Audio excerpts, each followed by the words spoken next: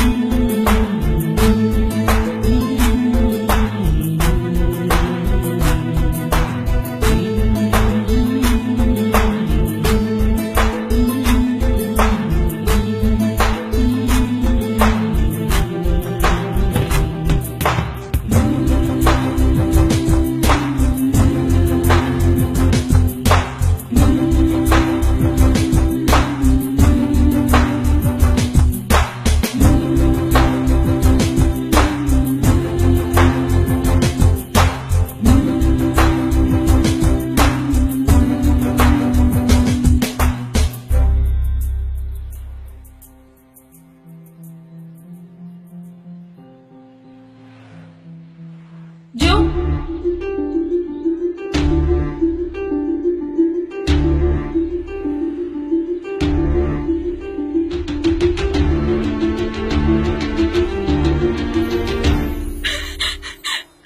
I love you, Joe. I can't miss you.